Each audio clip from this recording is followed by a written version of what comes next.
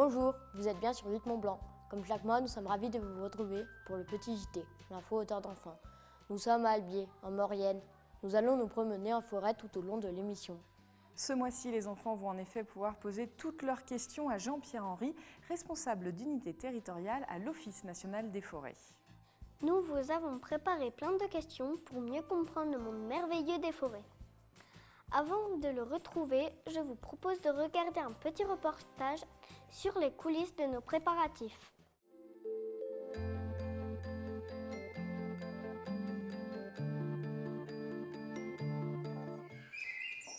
Apprendre à reconnaître les sons de la nature.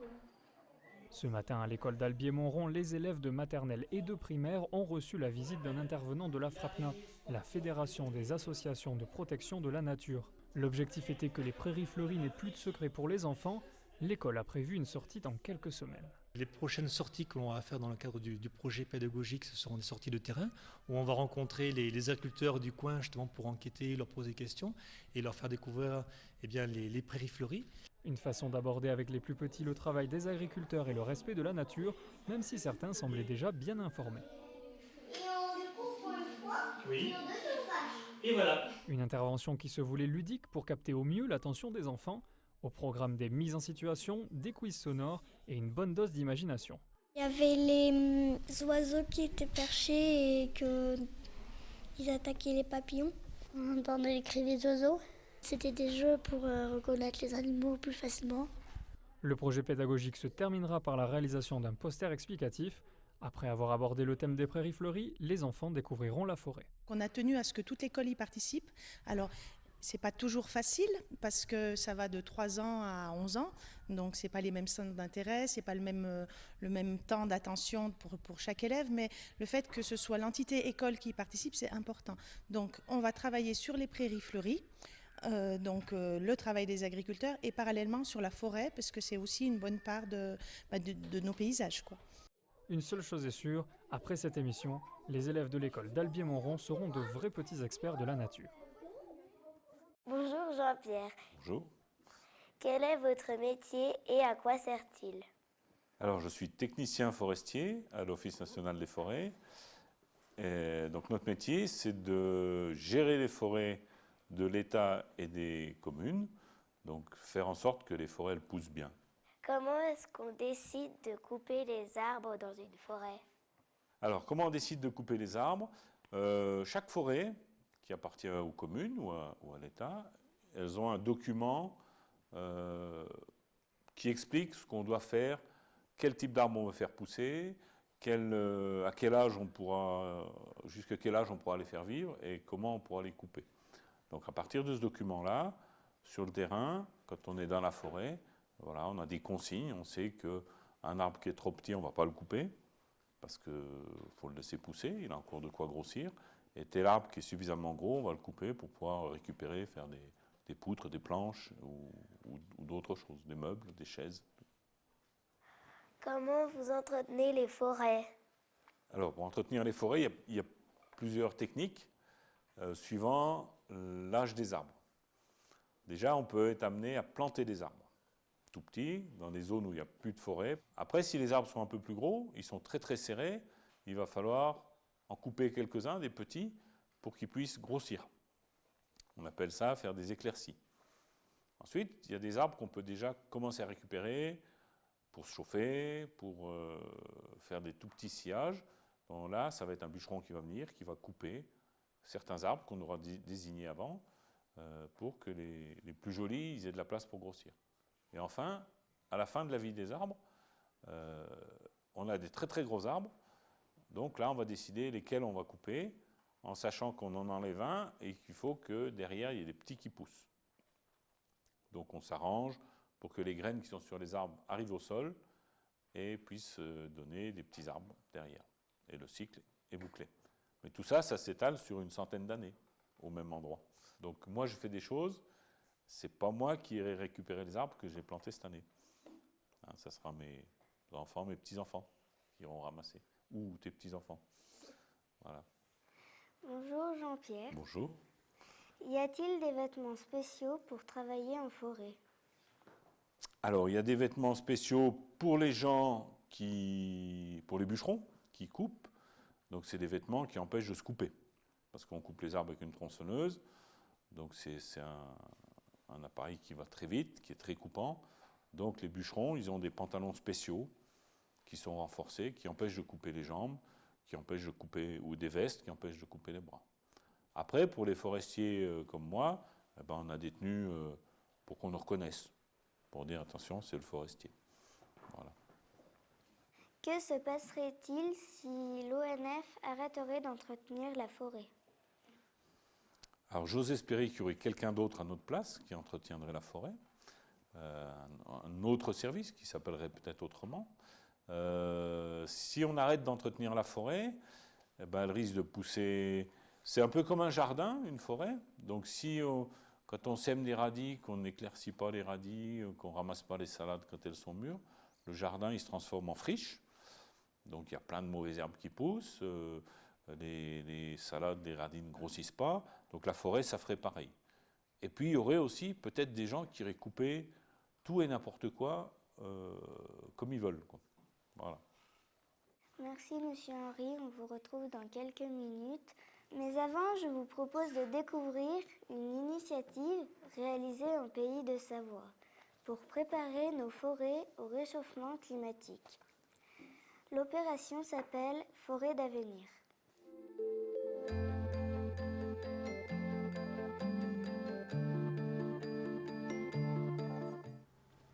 Planter un pied d'épicéa, un geste qui peut paraître anodin, mais qui sauvera peut-être les forêts des Pays de Savoie d'ici 2050. Dans 35 ans, la température devrait augmenter de 3 à 5 degrés. Les essences forestières devront donc être adaptées au climat de demain. Ça change les étages de végétation, c'est-à-dire qu'une essence qui était adaptée pour pousser à 500 mètres, elle va à l'avenir devoir pousser à 1200 mètres d'altitude. Donc on va avoir une modification des paysages d'ici les 50 prochaines années qui va être assez importante. Donc il faut qu'on l'intègre et surtout il faut on anticipe en tant que forestier sur les actes de gestion et les conseils de gestion qu'on doit apporter aux propriétaires forestiers. Pour parvenir à une production encore plus qualitative, le pôle Excellence Bois a décidé il y a 2 ans de lancer l'opération Forêt d'avenir. Principal but de ce dispositif, faire la chasse au carbone. Le fonds s'adresse aux propriétaires publics et privés pour replanter des essences adaptées. À terme, on va pouvoir dire à un donateur ou un sponsor combien de tonnes carbone il a évité de disperser dans l'atmosphère en abondant à notre fonds. C'est-à-dire que pour une certaine somme, ça va correspondre à une certaine quantité de carbone qui n'est pas relâchée dans l'atmosphère. Par rapport aux forêts de plaine, les forêts haut-savoyardes sont moins en danger.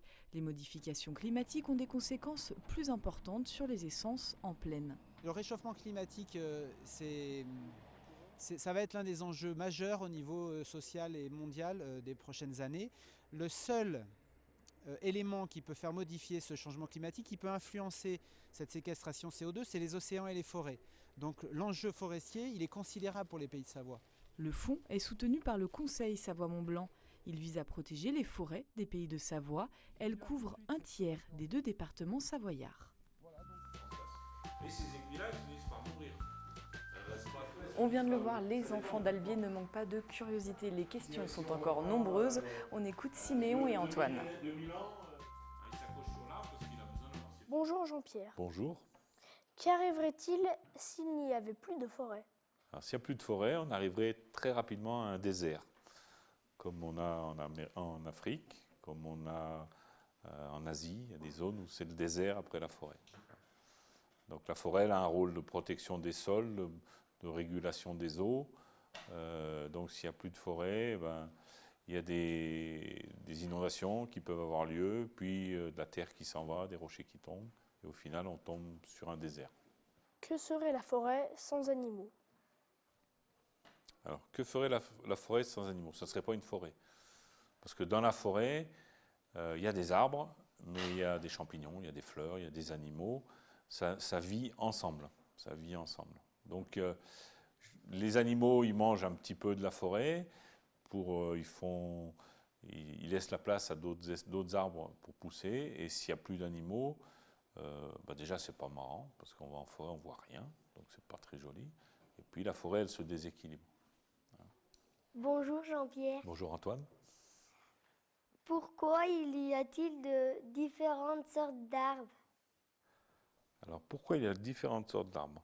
Donc la forêt, c'est un ensemble d'arbres qui vivent ensemble. Et en fonction de où se situent les arbres, il y en a qui sont un peu plus au soleil, d'autres qui sont un peu plus à l'ombre. Et dans ces zones-là, donc les arbres, ils essayent de trouver la meilleure place qui leur convient. Donc on a plein d'arbres différents qui finissent par se mélanger dans les massifs forestiers. Et puis c'est beaucoup plus intéressant d'avoir plusieurs arbres dans une forêt, parce que s'il y a une maladie qui se développe sur un arbre, que cet arbre-là il meurt, eh ben, il y a les autres arbres qui vont prendre sa place. Comment les arbres mesurent-ils? Alors, comment on peut mesurer les arbres? Il y a deux mesures qu'on prend sur les arbres. On essaye de calculer la grosseur de l'arbre, et puis on essaye de mesurer la longueur de l'arbre, la hauteur de l'arbre.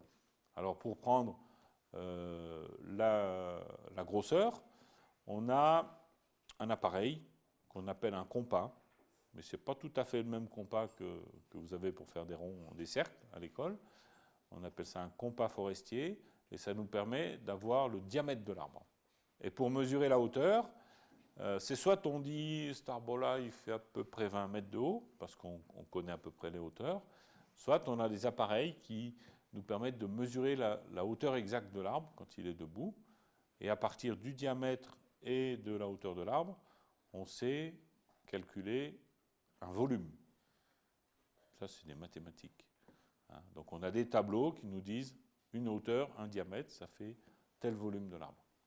Merci Jean-Pierre pour toutes les réponses et à bientôt. Voilà. Merci pour les questions. Bonjour Jean-Pierre. Bonjour. Est-ce que de nouvelles espèces d'arbres sont apparues avec le réchauffement climatique? Alors, il y a des arbres qui poussent, mais qui ont été ramenés par l'homme en France.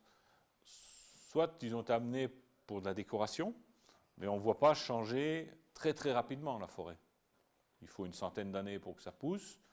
Donc, avec le réchauffement, la température monte de quelques dixièmes de degrés. Et les arbres, ils ne peuvent pas partir d'un seul coup, mourir, disparaître et puis réapparaître ailleurs. Donc, on a un glissement. Ça met très longtemps.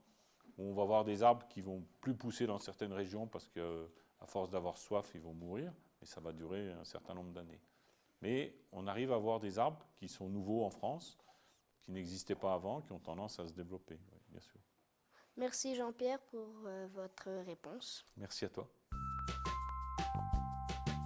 C'était le petit JT. Merci de nous avoir suivis.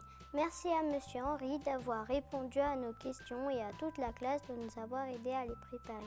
Merci à notre maîtresse. Le mois prochain, nous irons à Blois pour parler théâtre. À bientôt sur 8 Mont Blanc.